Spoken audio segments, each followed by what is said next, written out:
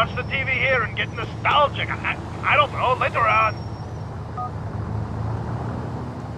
Hello ladies and gentlemen, Spinny here, and welcome back to Grand Theft Auto 4 Part 7. Now, just after I ended Part 6, I actually checked my emails again and was able to secure a date with French Tom, so that'll be another mission I'll do later down the line. And as you can see from this Liberty Tree headline, since we've unlocked Algonquin, we have so many story missions alone to do. It's going to be hard to juggle everything proficiently, but we'll see Manny first since it's the last mission with him and just want to get it over with. 5 blocks. He teaches Yo, man, you made me look gay, man. I warned you, bro. What? No. This cutscene basically illustrates Manny's true intentions of being famous over actually trying to help the streets. Okay, I said it. Yo, I tried, man. I tried to be a good guy. I said I'm reformed, man. But I'm pure ghetto, man. And this show's garbage. Oh, come on. We don't have to kill a shot, man. Jeez. That's all I really have to say about this cutscene. It's what we need to do in the mission where all the real excitement happens. So let's call a cab because it's along the train line. You gotta chase it without pulling away once it crosses the bridge. The only thing I don't get is why can't I just arrive at the enemy's intended stop? It's not like the movie The French Connection where the train is being hijacked. The people you're after have an intended stop. I suppose it's the same as describing the logic of the Lyle Rivas mission where you have to steal his car. It can take away the excitement of the mission that's trying to recreate a scene from a classic film. It's also similar to one of the early missions in Driver 2.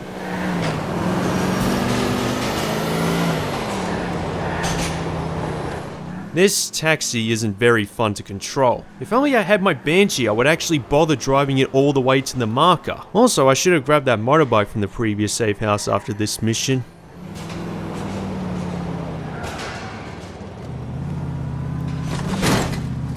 How am I meant to? Well, that's just great. Yeah, I actually... All we had to do was follow the damn train, CJ. Well, it's easier said than done. Though I was expecting Bellic to say all you had to do was follow the damn train, Nico, as some sort of Easter egg.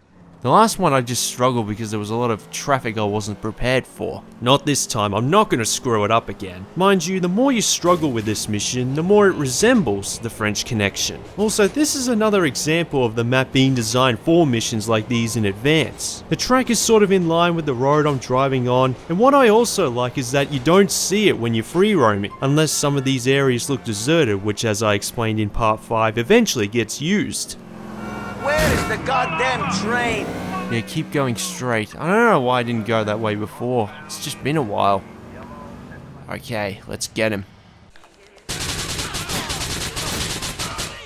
Just like that. You don't need to worry about people talking garbage no more. Yeah, you're pure ghetto, man. Just like me, kid. I'm gonna take you and all my acceptance speeches, man, for real. Yeah, Manny really is a fool of a man. I have to admit, when I started this playthrough, I told myself that if I either fail or get wasted or busted during a mission, the whole thing is a failure because I played this game that much that I expect a perfect run. Then again, it sort of happened during this rampage in part 3, I think, when I almost ran out of health and reloaded the save. Now, that date with Tom isn't available yet since it's the middle of the night, so we'll actually do one of Jacob's side jobs. Hopefully after that, Brucey's mission is unlocked later, then enter the Playboy X mission during the day. Sounds like I've got this to a T. Besides, the more work I do for Jacob, the sooner I unlock his special ability, and that's a trunk-sized ammunition with discounts, and actually very useful ability if ammo is low, although that usually isn't the case most of this game. I just want to help Jacob because I like him as a character.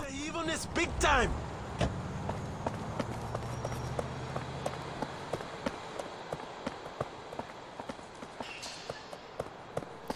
This old banged up car.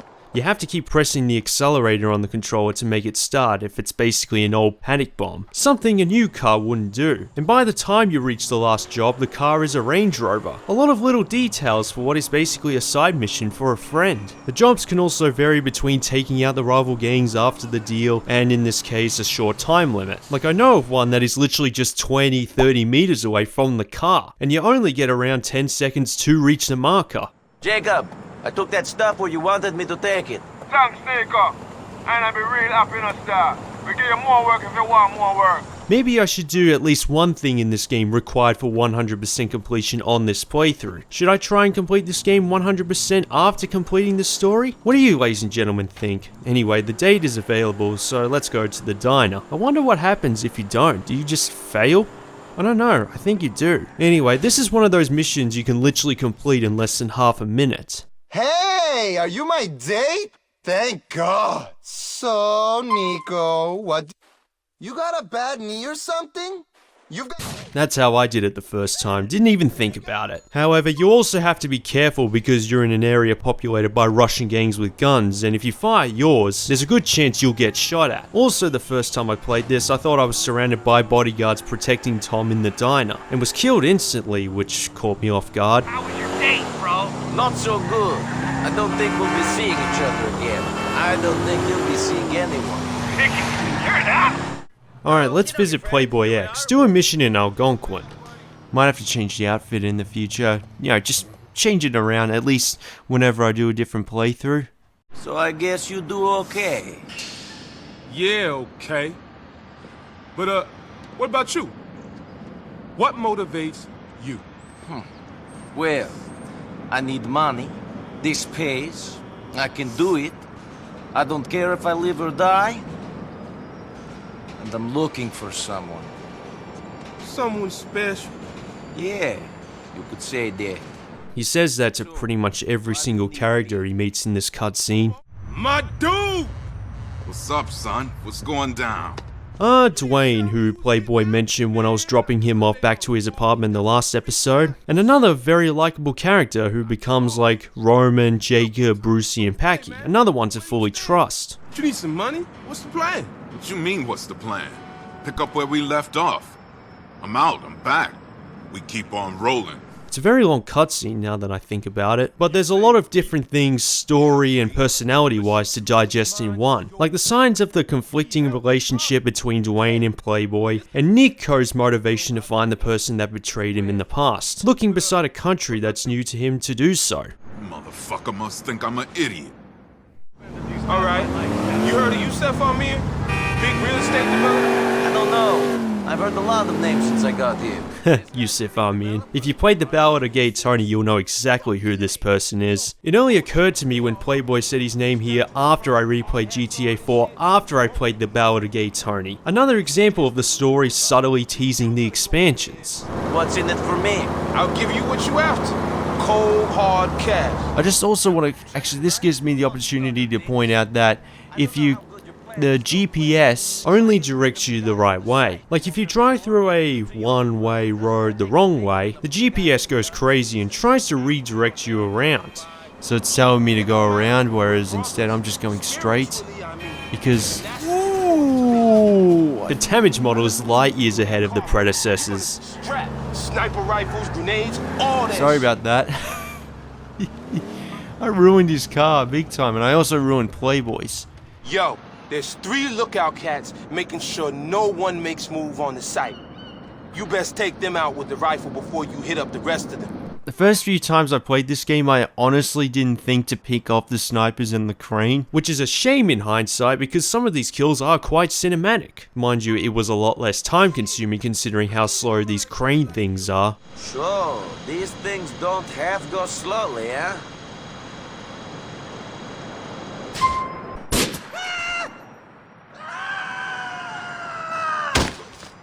Oh, what? That all them lookouts gone, money. Well, that was anticlimactic. We're supposed to set the car's alarm off. I'll try to save a grenade so you can have fun with one too. I remember back a decade ago when I used these crane things a lot. They're all over the city, see the cops chasing me and waving as I climb the building slowly, and it won't be the last one I use in this playthrough. Whoa, I better be careful. I've got a bit more than full health at least. Jesus. Again, high volume traffic, which is more prevalent on this part of the map. Let's do it. Alright, you win, money. The first guy is on the scaffolding in the building to the yard. Ooh, he went down pretty fast. Is there actually a way to turn the auto aim off? I've been getting a few requests to turn it off, so while we're in the middle of an action-packed mission, I'll give it a quick chance. Die, you shit!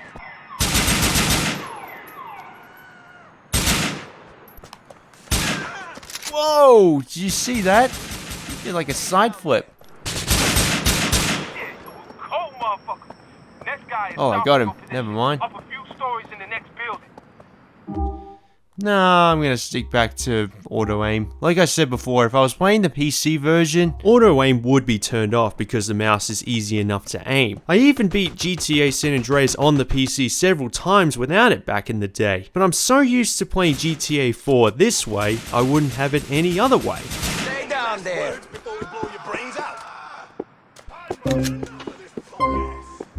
Oh, what did I pick it up for? I already had pretty much full health. Never mind. Let's try out these grenades. Get at him!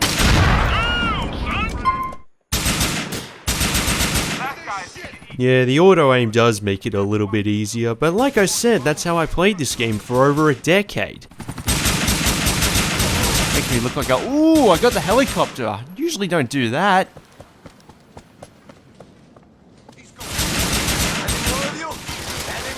Finish the rest of them off. Oh, once you get the final target, everything just ends, like it turns into a normal construction site again. I mean, look at this guy, he doesn't seem fazed by everything that just happened. The messages basically go to Perseus, the clothing store that has the most expensive suits. Not yet. We do need to go there in the future for certain missions though. Speaking of Brucey, we're seeing him next. This mission with him is basically a checkpoint race, like something out of Midnight Club. Thanks. Look at this, Brucey literally just sent another message seconds later, and a very long message at that. Just leave me alone, I'm about to visit you. Lenny! Lenny! Is the bitch ready? Well, she's very shiny. Look at her and weep tears of pure Wait a gold. minute, is that one of my banshees that disappeared from my parking spot? I mean, it's plausible considering these guys are in the car stealing business, Grand Theft Auto business.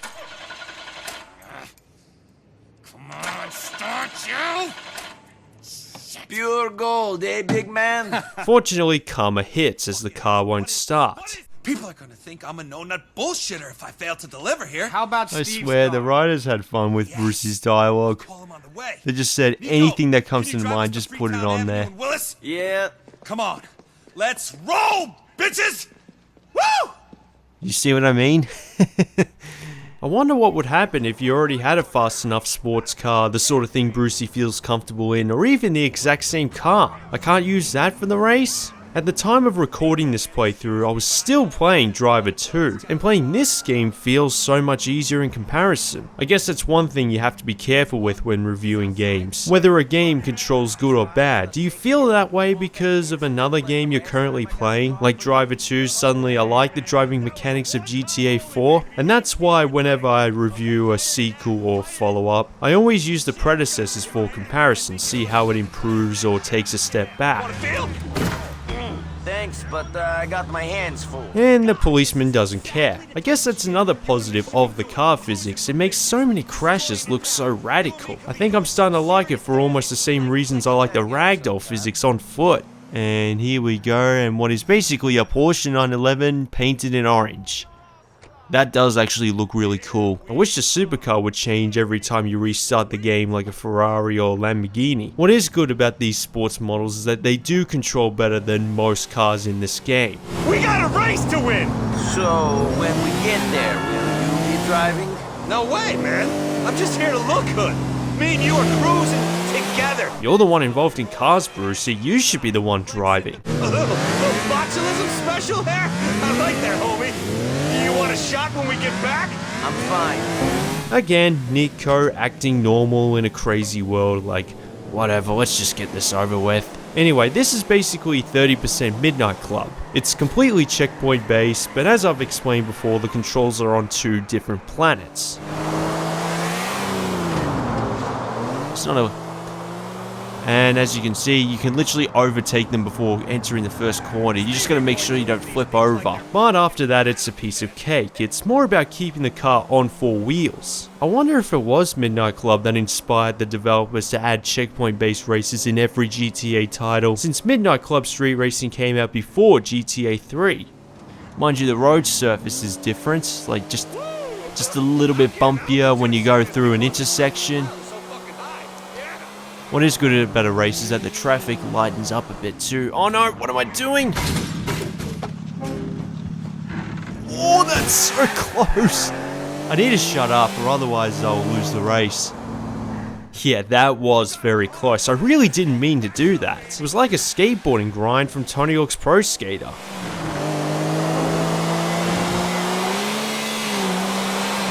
Just driving past Kenny's restaurant. Actually, speaking of GTA Chinatown Wars, I wonder if Chan is in this race as well. I know there's one mission in that game where you have to sabotage the opponents in a race to let Chan win, but I suppose if he were here, I wouldn't be in such a giant lead. There we go. How do I look? Pretty good, right? Yeah, pretty good. I find it kind of strange that Brucey said he's there trying to look good, yet there's nobody there, completely deserted, no one to impress. Oh well, by the way, you have to come first to complete the mission, or otherwise you have to do it all over again. You know what, Nico?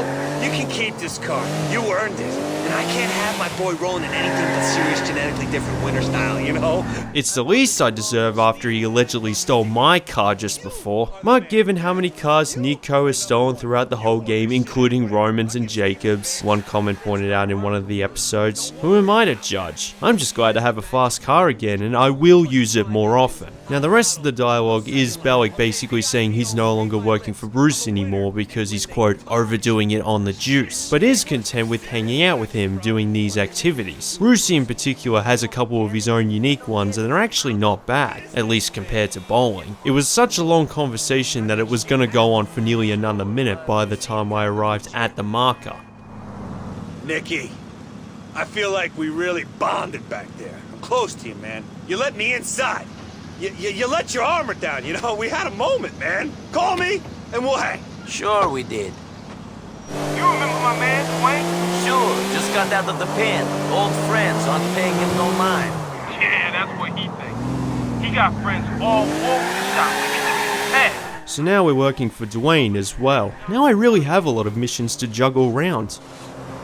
Oh, that sort of hurts to do that, but if I put it in the safe house, it'll fix it. That little spot there you gotta be careful with. It's very easy to roll there.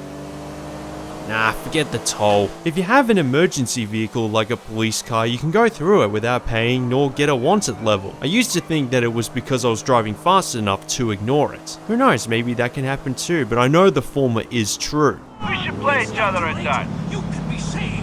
No. The world is Sorry, cousins. I cannot play darts with you right now. I mean, at least he's not asking to go bowling with him. Oh, it's you. You alone? Yeah, how you doing? Fucking great. What you think? Yeah, it's hard living with the past, huh? That's what you get with these missions. You're involved in a conflict and you're basically working for one of them. For Nico, it's just a ticket to who he's going after. Sometimes I just want to end this shit. Just bam. But I ain't there yet. Not quite. That's the best thing I can say about this cutscene because I usually keep quiet as they're very compelling to watch. Then I'll go speak to both of them. They'll ask for your money back, and if they don't agree, I'll make them. Where did they hang out? At some arcade in Chinatown. Look, man, don't bother. No, I'll bother. I'm getting paid. And besides, you remind me of me. Uh-huh. I wonder if he's referring to the person he's looking for or Dimitri. This is a pretty cool arcade. I have to say, this was a missed opportunity for Rockstar to throw in some of their retro classics like GTA 1 and 2, or even Lemmings exclusive to the PS3 version since Sony owned the IP. Basically something out of Shenmue or Yakuza. That was a very bad shot. He was only a couple of meters away and missed.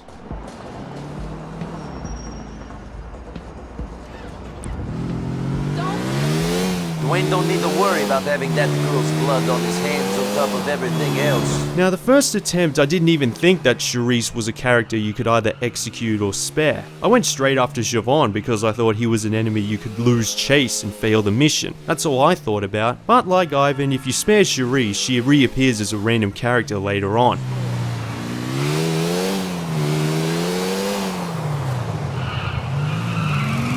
Come on, you motorbike. It's been a while. I mean, at least I'm met. Jesus. This bike is out of control. They're very hard to ride. Give me a second. I'm gonna shut up and just focus on completing. Gotcha. Here's another illustration of the GPS only navigating me using only the correct side of the road, and doing anything else, the no entry route, it'll tell you to go around. But I know this way is faster. I collected on that debt for you. They paid up? Guess my name still means something out there. People are still scared of me. They are. Alright, since I played this for an hour, we'll leave it there on the bright lights of Star Junction. Thank you all for watching, especially now that we've come pretty far into the game. This episode was a rough start and I thought I'd run out of things to say by this point, but we still haven't met all the characters nor unlocked Alderney yet, so hopefully things stay entertaining. In the meantime, don't forget to like, share, subscribe, Patreon, Twitter, Facebook, and thank you all so much for 75,000 subscribers. Speak to you soon.